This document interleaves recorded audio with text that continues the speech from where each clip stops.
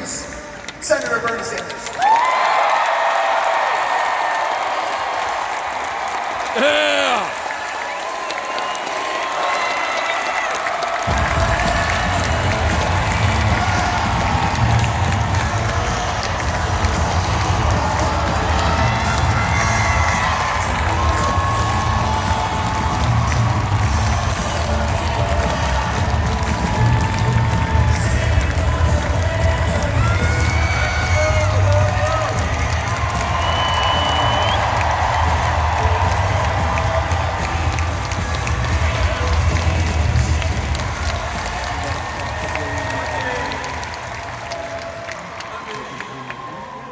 People here tonight.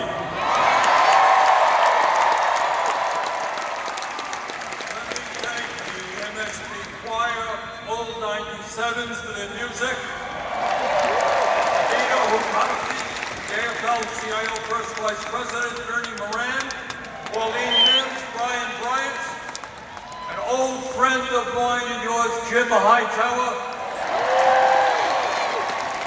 Kendall Scudder, Beto O'Rourke, and the brave leader of the Progressive Caucus in Congress, Greg Casar.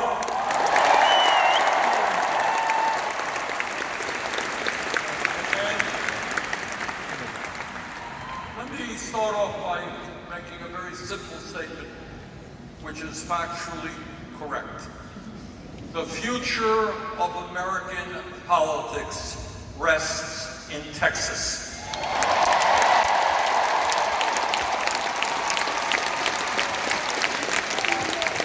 As goes Texas, so goes America.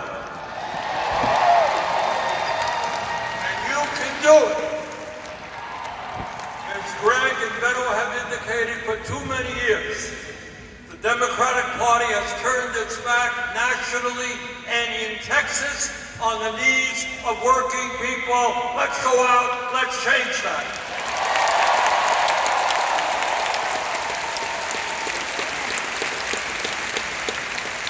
Now this event is part of our Fighting Oligarchy tour. And tonight I surely am going to talk about oligarchy, but given the events of yesterday, I would be remiss if I didn't, in a few minutes, say a few words about Trump's illegal, unconstitutional attack on Iran.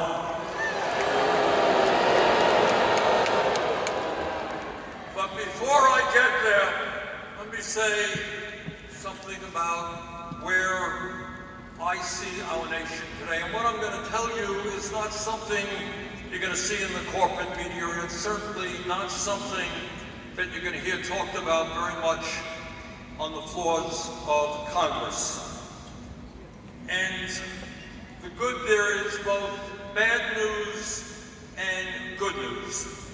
And the bad news is that, in my view, our country today faces more serious crises that we have ever faced in the modern history of our country.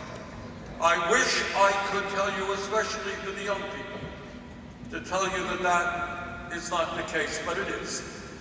And what's even making it worse is that we have a president who almost every single day goes out of his way to undermine our values and the needs of working families. But here is the good news.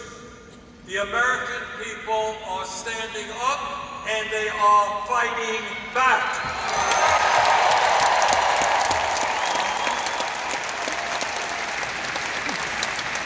Our Fighting Oligarchy tour has now done 23 events in 15 states. And we have brought out well over 270,000 Americans, Democrats, Republicans, Independents.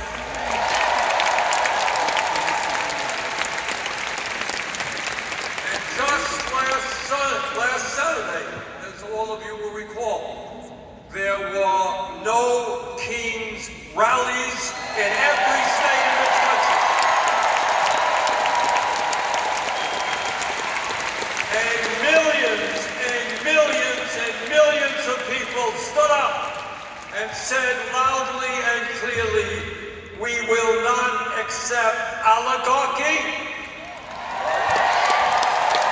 We will not accept authoritarianism. We will not accept kleptocracy. And we will not accept legislation which gives massive tax breaks to billionaires and cuts programs that working people desperately need.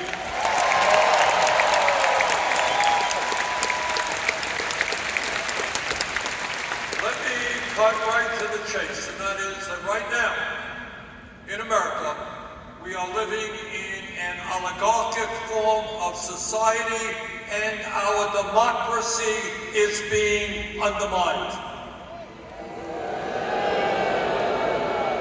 Never before in the history of our country have so few people had so much wealth and so much power, economic power and political power, and together we're going to change that reality.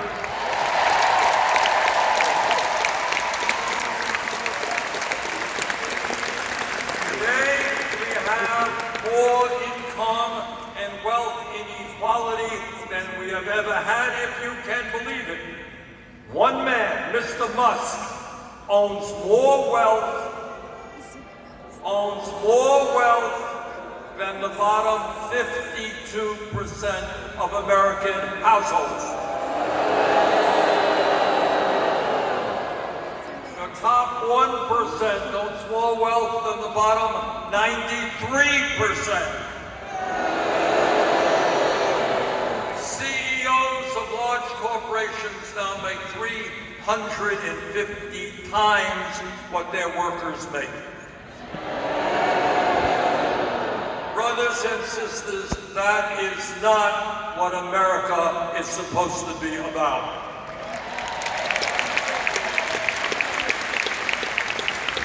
But it's not just income and wealth inequality. Today, we have more concentration of ownership in the economy. Sector after sector, agriculture, transportation, financial services, media.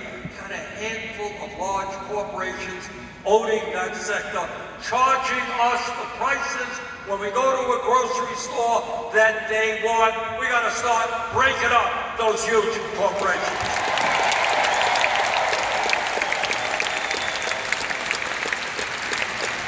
Bottom line is that today the people on top have never ever had it so good, but it's not just economic power.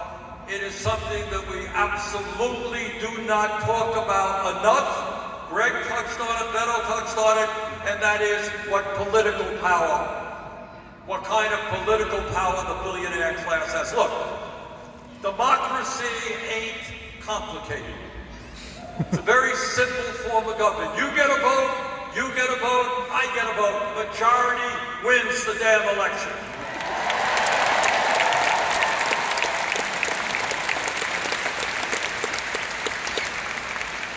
What elections are supposed to be about is if you want to run for office, and I hope that many of you will.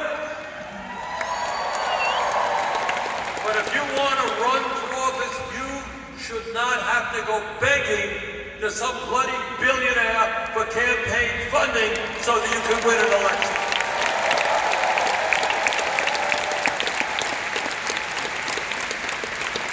Today, tragically, the billionaire class, the oligarchs, have enormous political influence over both political parties. And Donald Trump has been very clear about that. He doesn't hide it. You remember, some of you may remember Trump's inauguration. I was kind of, I don't know how it happened, kind of pushed to the front row, kind of where these guys are. I'm standing a few feet away from Trump. If you will recall, right behind him, in plain vision for the world to see, were the three wealthiest people in our country. Remember that? Mr. Musk, Mr. Bezos, he'll be offended. He's doing a $20 million wedding in Venice today. And he got there in his $500 million yacht. Oh my goodness. And Mr. Zuckerberg was there too. But that's not all. Behind those three guys were 13 other billionaires who Trump had nominated to run major federal agencies. Now, one should remember what you learned in the 6th grade. All right, think back, 6th grade, civics, American history. You remember Abraham Lincoln at Gettysburg? Remember that? So Lincoln goes to Gettysburg a few days after this horrible battle where thousands and thousands of soldiers died to end the abomination of slavery. Okay? So Lincoln goes there and he's on the battlefield.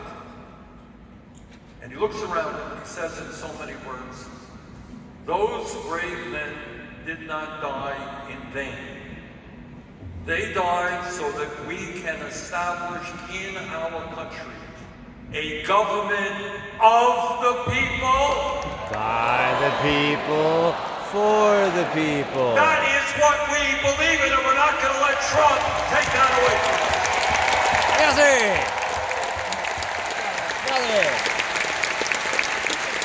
Too many people have fought and died to defend American democracy, and Trump is not going to take that away from the American people. Preach. So let me tell you how money in politics works, because it's not talked about terribly much in both parties. For a start, Mr. Musk spends $270 million to get Trump elected. Got it? So Trump says, thanks for the 270, you got me elected. I am now going to make you the most powerful person in government. Musk goes running around Washington, D.C., laying off people at the Social Security Administration and the Veterans Administration, ends USAID, which keeps millions of people alive. But it's not just Mr. Musk. Right now, and this is really, again, quite unbelievable. Right now, if there is any Republican member of Congress who wakes up one morning and says, you know, I think maybe it's not a great idea to give massive tax breaks to the rich and cut programs that my constituents need. I'm not going to vote for this terrible reconciliation bill. If anybody were to do that, the very next day, Musk or Trump would say, we are going to primary you and throw you out of office. Just today, there's a guy named Mr. Massey, who I am not familiar with. I think I've never met him. He's a congressman from Kentucky, a very, very conservative congressman, completely opposed to my perspective. We differ on everything. And yet, Mr. Massey apparently has read the Constitution of the United States. And he has been public that Trump has violated the War Powers Act, doesn't have the authority to. And just today, for his crime of defending the Constitution, Trump announced that they are going to primary Mr. Massey. In other words, you know, there was a time, and I'm old enough to tell you this to be true, there were independent members of Congress. They stood up and they said, look, I'm here to represent my constituents. This is what I believe. You don't like it, tough luck. But that is not the Republican Party today. If you stand up in any way to Trump or Musk, they are going to try to defeat you politically. But I wish I could tell you it's just the Republican Party. Right, it is not. right. You're here. All right, now let me tell you something else. In my view, what the Netanyahu government in Israel is doing is absolutely horrific,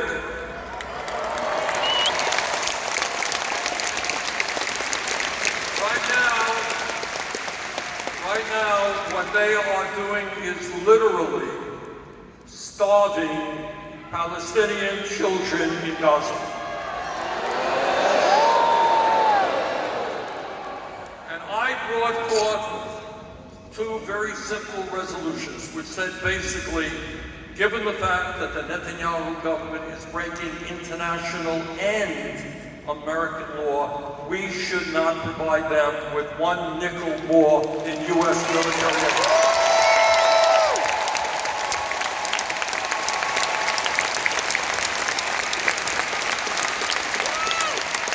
This is not a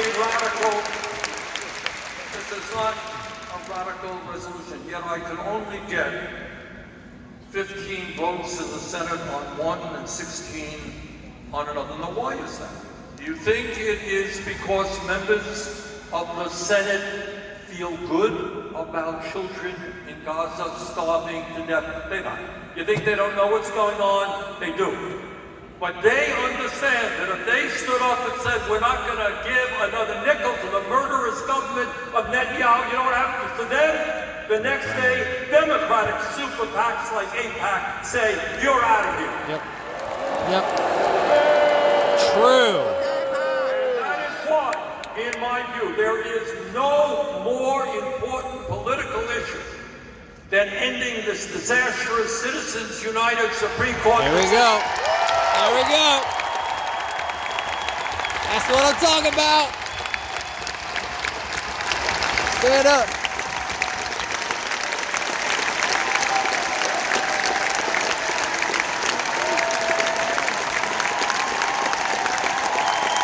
It is not complicated. In America, our democracy means one person, one vote, not billionaires buying elections.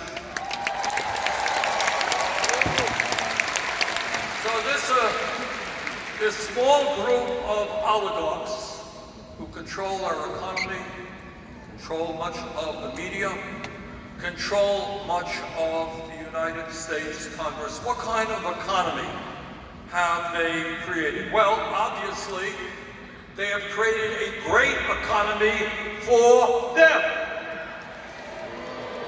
Capitalism. The truth is, the people on top today have never, ever had it so good in the history of our country.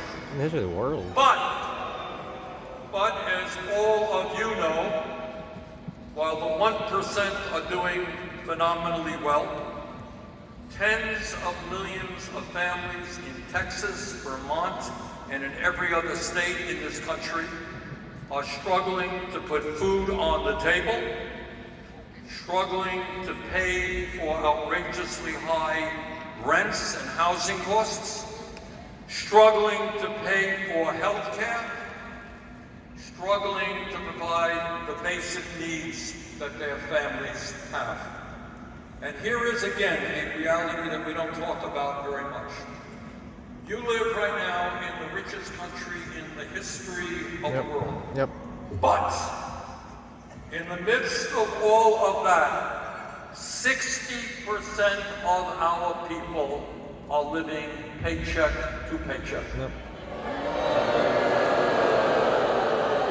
You all know what that means. I grew up in a family that lived paycheck to paycheck. I suspect many of you are living paycheck to paycheck, correct? Yep. What does that mean? It means you got no savings. What else does it mean? You can't afford rent. What else? Can't afford health care. What else? Can't afford to take a vacation. What else? You can't afford to put any money in the bank and save for retirement. What else? All right. And on it goes. But here is the point that we don't talk about. And that is, if you are in a family, majority of American families, that are struggling every day and worrying about how you're going to feed, because what happens if my mom, my dad gets ill, we can't afford the prescription drugs. I don't have enough money to take them to the doctor. If God forbid there's an operation, our family's going to go bankrupt. What happens if my car breaks down? Right? My car breaks down, costs $1,000 to get it fixed. You know, most families in America don't have that $1,000. And what happens? You can't get to work because your car broke down. You get fired. And if you get fired, you got no income and your family is in deep doo-doo. That is the reality facing millions of families. And at the end of the day, you know what all of that stress does? What does stress do to people? It kills them. It does. This is not just rhetoric, it's what doctors tell us. Stress, day after day, about how we can survive, impacts your body, your cardiovascular system, impacts your mental health. And here is the sad reality.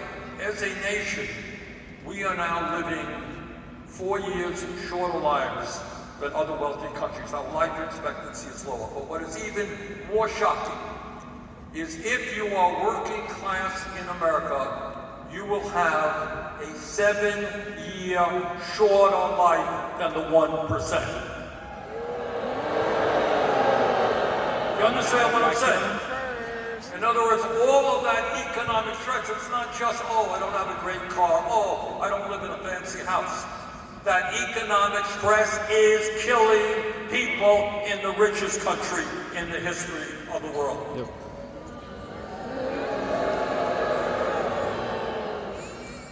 Today in America, half of older workers have nothing in the bank as they face retirement. You got that? People have worked their entire lives, 60, 65, they got nothing in the bank.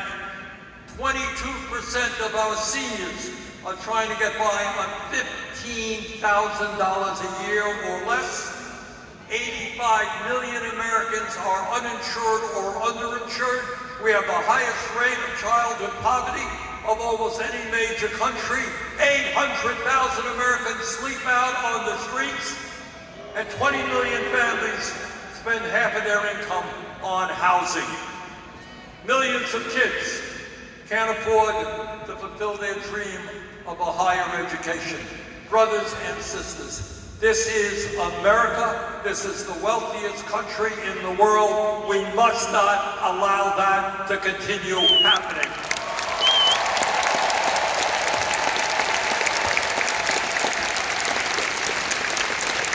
And our job is to take on the oligarchs and to create an economy that works for all of us, not just the 1%.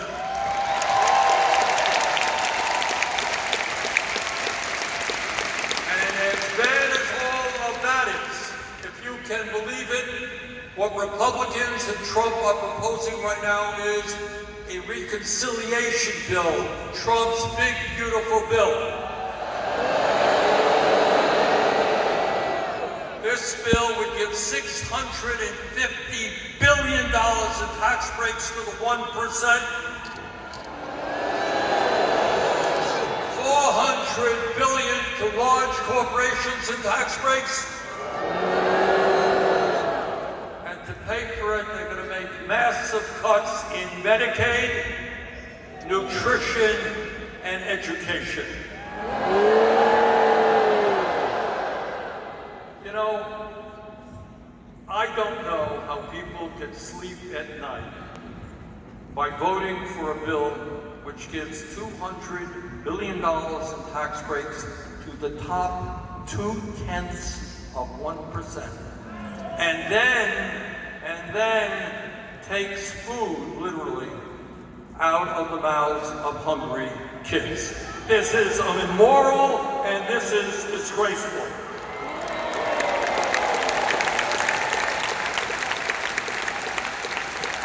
So brothers and sisters, we have got to do everything we can to fight Trump's agenda. But we have got to do something else. We need to go on the offense and offer an alternative vision for this country as to where we want America to go. And as the top of that agenda at this moment is to say no to the Netanyahu-Trump war in Iran.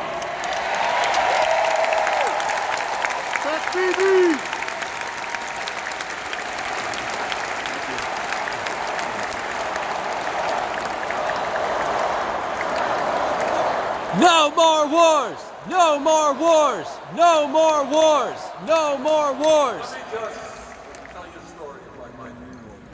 Back in the mid-1960s, I was a young man. Yes, I was young at one point. And at that point, the American government, then under Democratic leadership, lied to the American people and took us into a terrible war in Vietnam. I know a lot of young people might not be familiar with that war. But the American people were lied to about what South Vietnam was doing and so forth and so on. And we went into that war. In that war, 58,000 young Americans died, and over 300,000 were wounded. The Vietnam War devastated my entire generation.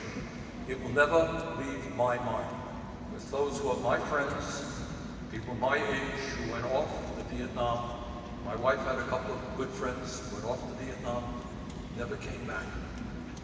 And for those who came back, it's not just 300,000 who were wounded.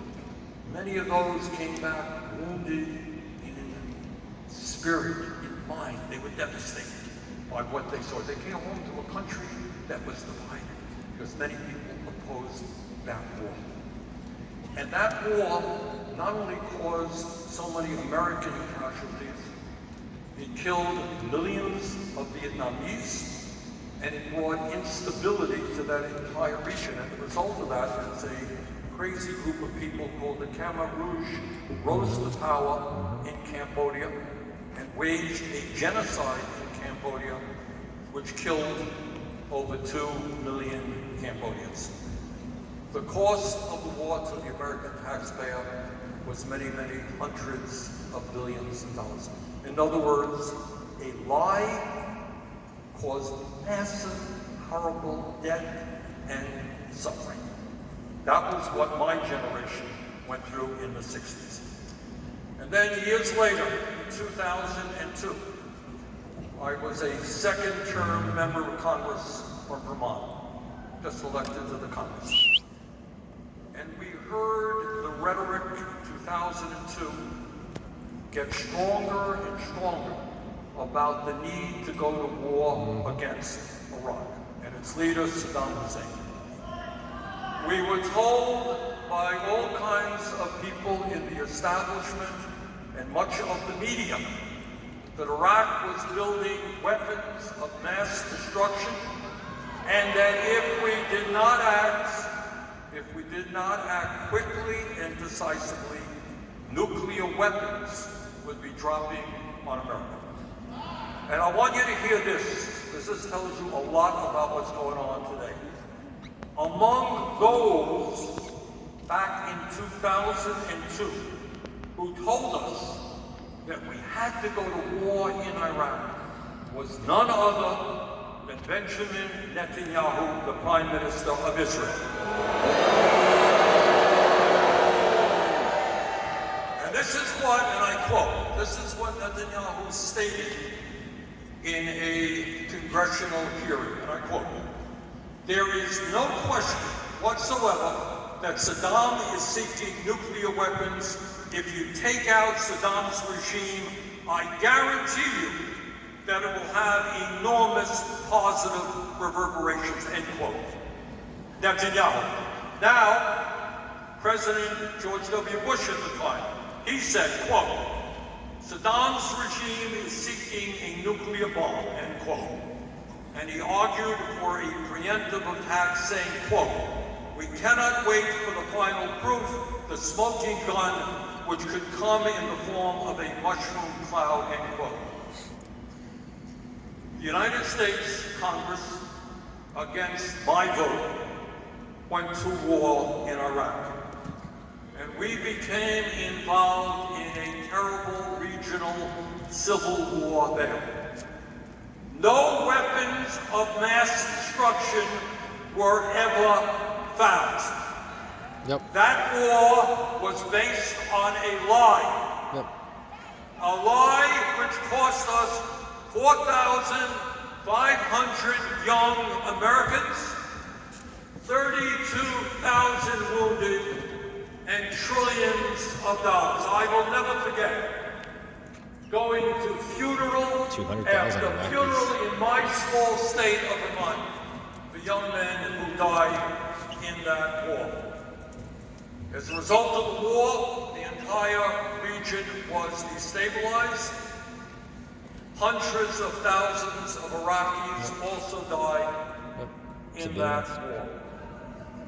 A few months ago, in terms of what's going on right now, Trump's own director of national intelligence told Congress, this is his national director of intelligence, said, quote, the intelligence community continues to assess that Iran is not building a nuclear weapon, and Supreme Leader Khomeini has not authorized the nuclear weapons program he suspended in 2003, end quote. Yep. The Netanyahu government of Israel started this war with an unprovoked attack against Iran. This is the same government that is currently starving and shooting down innocent people in Gaza. Brothers and sisters, we cannot allow history to repeat itself. The United States faces enormous problems here at home. We should be spending our money and our manpower rebuilding America, not going into a war against Iran.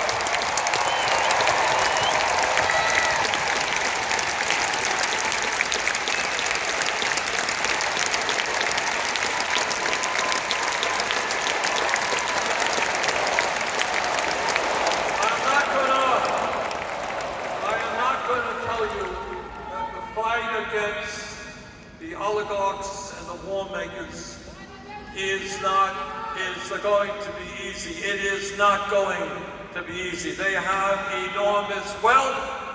They have enormous power. They control much of the media. But this is what I do know. The American people do not want a government of billionaires. They want health care as a human right. They don't want tax breaks for oligarchs. They want the rich to start paying their fair share of taxes. They don't want a war with Iran. They want to invest in their own people. Now, Trump and other demagogues gain power by dividing us up. By the color of our skin or where we were born or what our religion might be. Brothers and sisters, let us not allow them to divide us up. Let us stand together. Let's take them on. Let's transform